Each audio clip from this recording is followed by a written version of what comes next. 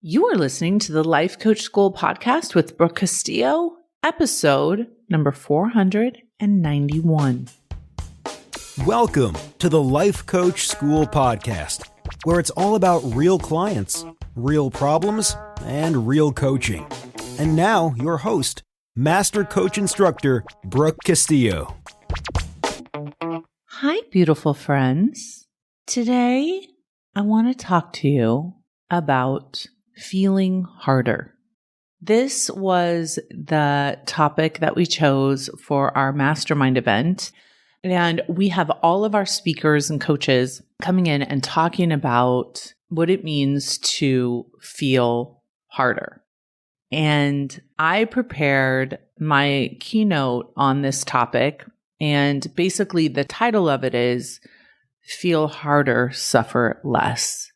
And I'm in the process of preparing to deliver that. And we're working on the slides and making sure those are all finalized. And I can't stop thinking about how important this is that I want to share with my larger audience who maybe aren't coaches and need to know about feeling harder, suffering less, and processing emotion.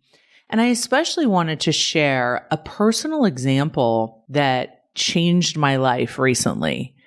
And I would say I've had like these turning points in my life that change everything forever immediately. I've probably had epiphanies like that, 7 times in my life.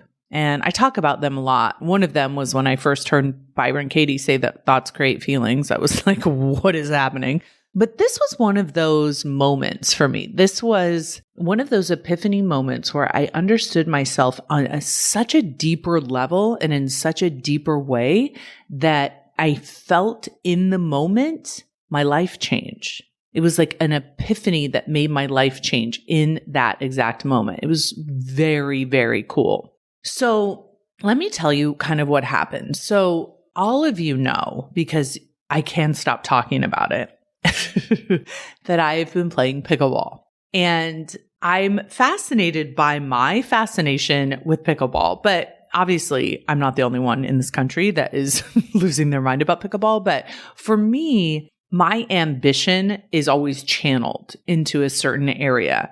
And for so long, it was channeled into my business. And when I first started playing pickleball, it was really just for fun. I was hanging out with my friends, but then I became very ambitious. I want to get better. I want to play. I want to go and be in a tournament. I want to learn how to play better.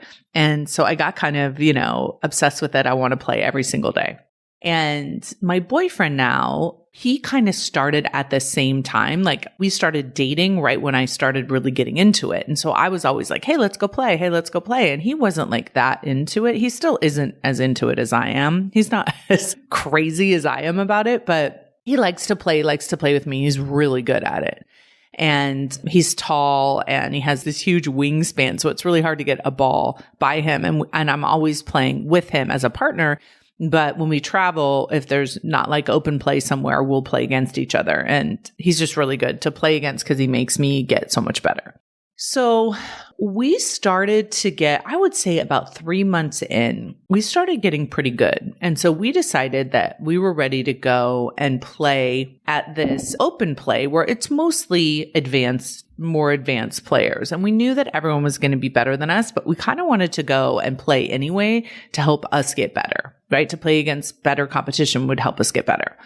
So we started going and playing, and we would play and just get destroyed, like 11-0, 11-0, 11-0. And as we played, we got a little bit better. And as we started getting better, I really started to want to win.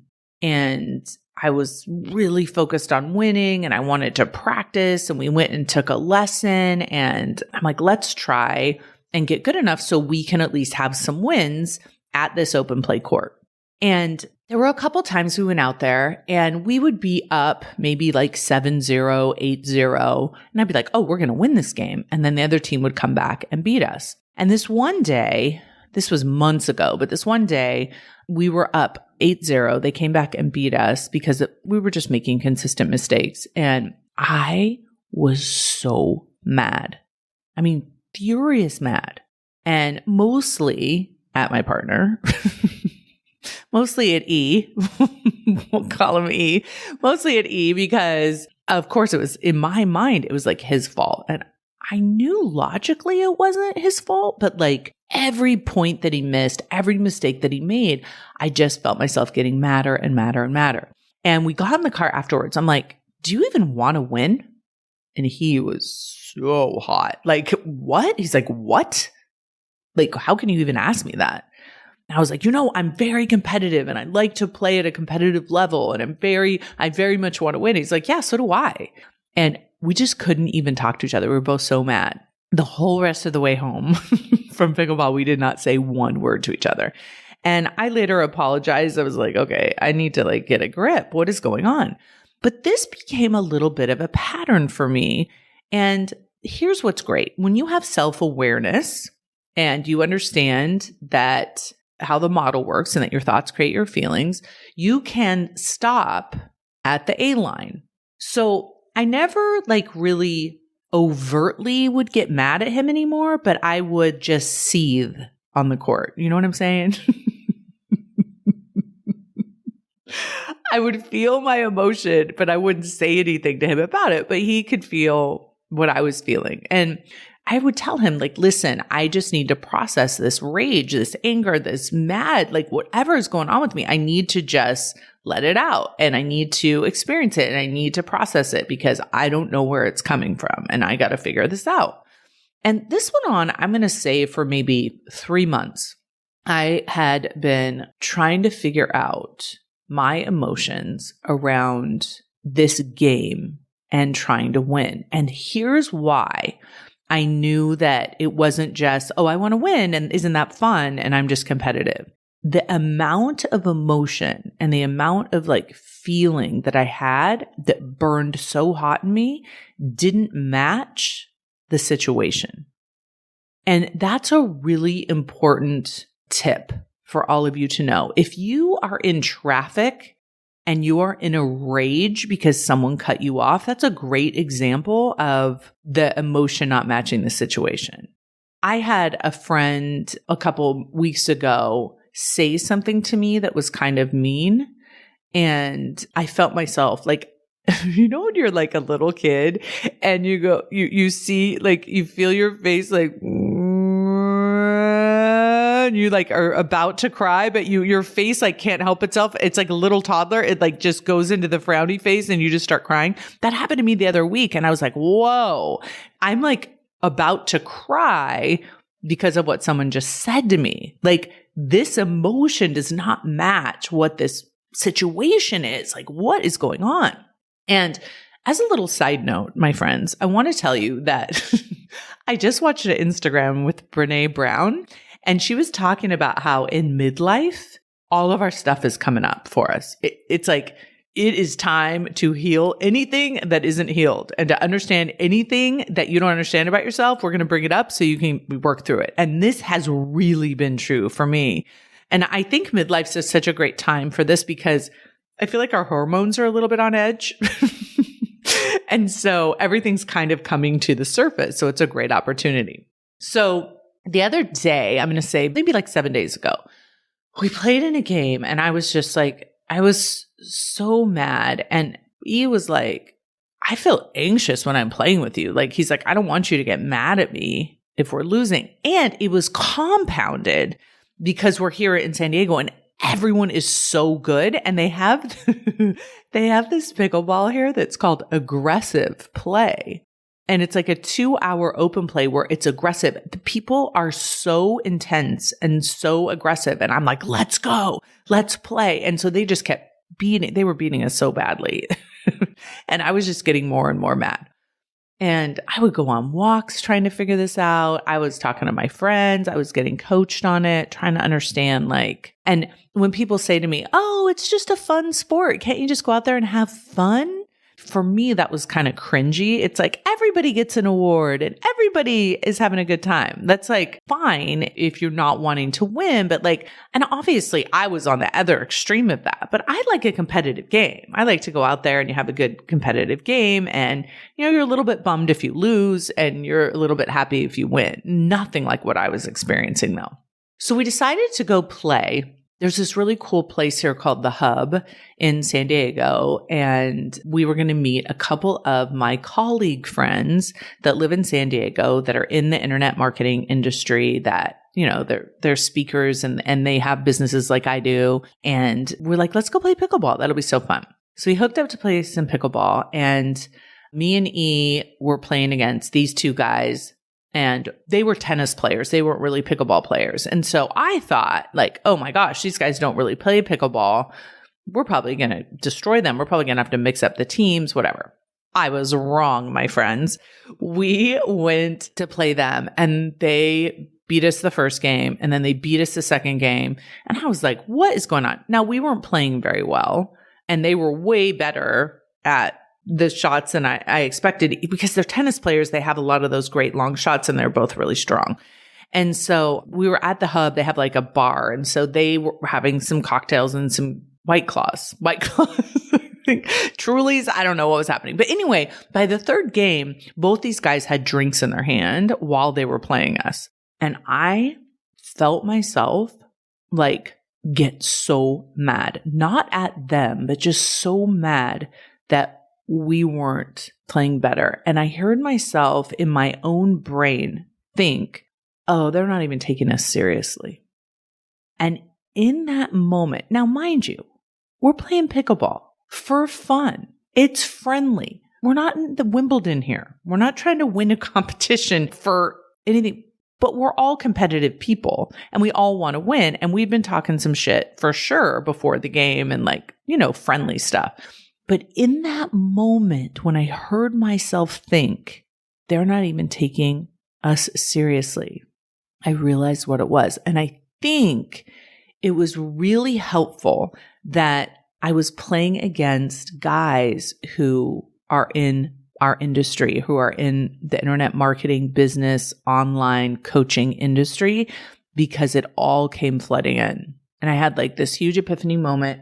And then I all of a sudden relaxed and chilled out and stopped being mad at E and stopped being so mad at myself. That was the other thing, is I was just constantly getting so mad at myself if I would miss a shot. It was ridiculous. And in that moment, I was like, oh, that's what this is. And I just felt like, because I had stayed present with so much anger and was allowing myself to feel it, I felt in that moment it all drain from my body. And I literally have not been angry at a pickleball point since, because I had this realization about what was going on. And here's what it was. When we got in the car, when we were leaving, I was telling E, I was like, listen, I just had a moment where I had such a huge realization. And here's what it is. In my life as a businesswoman, I have always been fighting to be taken seriously. I want to be a contender. I want to be a worthy opponent. I want to be someone who's invited to play in the game.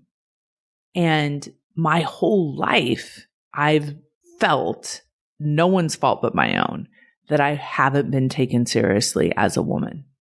There are so many rooms, mastermind groups and rooms and learning opportunities that I have had in this industry where it's been mostly men who are the teachers teaching me how to create a business, how to market a business, how to sell, how to make money, basically. And 20 years ago, coming into this industry as a life coach and as a woman, I was kind of like, oh, isn't she cute? Isn't it fun? I was mistaken for the assistant a lot of the times. People were very pandering to me, just not taking me seriously, not even asking for my opinion or offering any really sophisticated advice to me as I was coming up in this industry. And I never processed that inadequacy that I was creating for myself and the approval that I was seeking and the worthiness that I didn't have, that I didn't bring in to my working life as a businesswoman. And I hadn't realized how much frustration and anger I had because I couldn't be heard and I wasn't taken seriously and I didn't get what I felt like were the opportunities that I could do. And I think as an entrepreneur, when I didn't win, when I didn't succeed, when I didn't create at the highest level, I was not just disappointed because I couldn't help my clients, but I was disappointed because I couldn't find a way to be taken seriously and to be in that room and feel like I was worthy to be in that room because I was able to get results too, like everybody else. And it's so ironic to me that pickleball is almost the exact same setup. It's mostly men that are playing at the higher levels. They're very aggressive. They don't really take me seriously because I wear a very cute pickleball outfit, which, by the way, the comparisons between pickleball and business is so fascinating. I was playing with another girlfriend of mine who dresses really cute in the really cute pickleball outfits. I'm all about the cute Lululemon and all the other brands, the 11, all the brands of pickleball outfits. My girlfriends have, for my birthday this year, bought me pickleball outfits. So it's really fun. But I was playing with her and we were playing against a couple guys and I could hear these women on the sidelines saying, "Oh, look, it's pickleball Barbies." And that pissed me off too. And normally I do not get offended. I don't get mad about stuff like that. And I'm like, why did that make me mad? Like pickleball Barbies. And it was the same thing. It's like, as I've been coming up in the business, there have been groups of women on the sidelines that I feel like kind of jeer at me and make fun of me and put me down or complain about me or whatever. And so it's like trying to get the guys to take me seriously and trying to get the girls not to be so mean to me and say all these mean things. It's like such emotional childhood that I was in that I didn't even realize. And the amount of anger it was perpetuating in my life was insane. And so because I allowed it to be there, because I didn't avoid it, because I didn't beat myself up over it, because I didn't act out on it, I just kept processing it. I just kept letting it burn through me. I just kept letting it be present and trying to understand it. I was able to have this huge epiphany. And I'll tell you, it dissolved all of the anger and turned into so much self-compassion for myself and so much pride for myself. And understanding that what's very interesting for me is now kind of in this industry, as I've become more and more successful, people do take me seriously. They do want me to come into the rooms with them. They do want to ask my advice, and they never think that I'm the assistant anymore. And people know who I am. I feel like I earned the right to be taken seriously. I think that's what I had been thinking. But the truth is I was always taking myself seriously. I didn't need them to. And the fact that I was trying so desperately to have other people take me seriously made me have so much compassion for myself and like wanting other people to cheer me on and support me instead of put me down and criticize me. Like, it's okay. It's okay if people are jeering from the sidelines. It's okay if people are putting me down. It's okay if these guys don't take me seriously, because there are times when people just don't see me coming on the pickleball court too, which is really fun. They're like, oh, here comes pickleball Barbie. And then I'm able to play and be taken seriously. But the truth of the matter is whether they take me serious or not is irrelevant.